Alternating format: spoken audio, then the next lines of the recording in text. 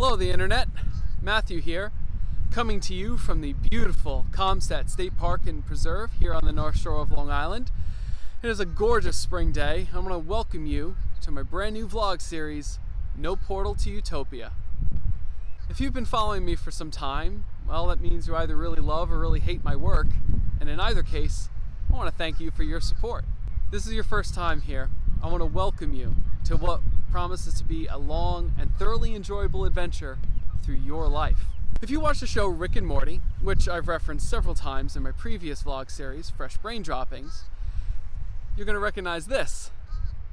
This is a toy replica of Rick's portal gun.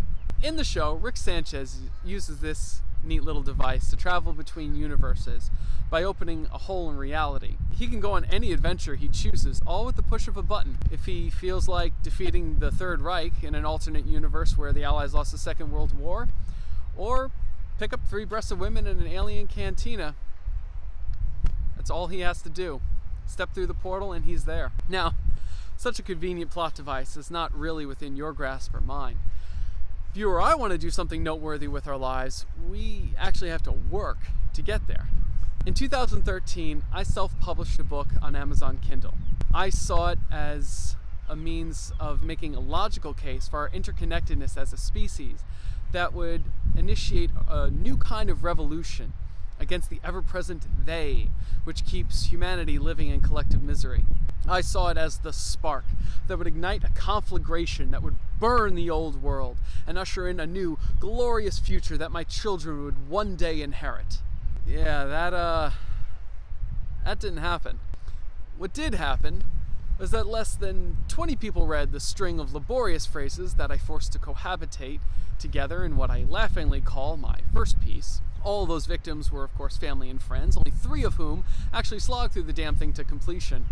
I spent 5 tense, hate-filled years on that steaming pile of book, never making enough money on it to even warrant a royalty check from Amazon. Now, by all the most brutal assessments, I'm actually a pretty good writer, so why did my first literary work do nothing more than drain my life? There's a number of reasons, really, most of which had to stem from my past ineptitude when it came to marketing, which is a subject for a future vlog, but mostly it was because the whole thing was completely inauthentic. I was trying to use the book as a shortcut to a different world. For all my talk of revolution at the time, when someone would ask me why I was working on a book and not putting out a blog, like my ex-wife told me to do, I would usually give some vague, evasive answer about integrity or something. I really believed what I was saying at the time, but looking back, I now know that I was actually fooling myself. The truth is, I thought the book would bring in more money. The irony being is that at the time, blogs were experiencing their peak in popularity, so you can color me stupid. Unconsciously, I was really just trying to use the book as a kind of portal gun to escape the reality I didn't like into one where I was happy. As I said in my previous vlog series, it takes a while to reprogram our minds to get us to actually work towards what we want. And to echo the sentiment of the final installment in that series, once we actually decide on what we want and understand that it will take a lot of work to get there, we begin this long journey. And it's really the hero's journey, the monomyth that we constantly tell ourselves in all our stories throughout time, but it's more than that. It's this beautiful dance filled with ups and downs, and there's a lot more complexity to the entire process that I just didn't understand at the time.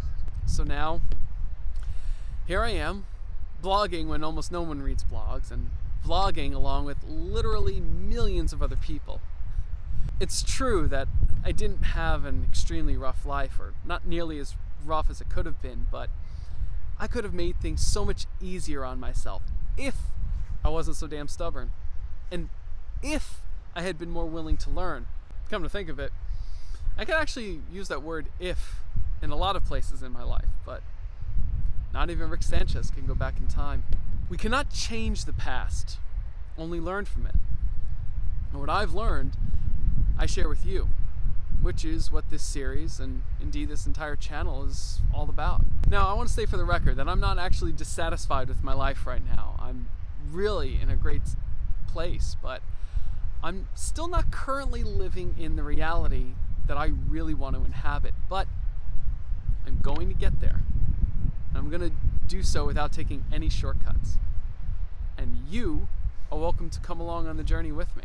It's going to take a lot of work, but I'm up for it, and I hope you are too. To that end, I want to leave you with your first assignment. In the comment section down below, tell us about a hard lesson you learned after trying to take a shortcut. Now, I say us because I really want to build a community here and start a dialogue, and I give my personal experience, but somebody might not really connect all that much with my story, but they may connect with yours. So if you're willing to be open and honest, you might inadvertently help someone else by leaving your story down in the comments below. I'm going to be back next week with another vlog and another assignment. If you haven't already done so, please subscribe and follow on Instagram. And of course, check the description down below for all the links to all the material from this vlog. This is Matthew of Monster Health and Fitness signing off. I want to remind you that there is no portal to Utopia.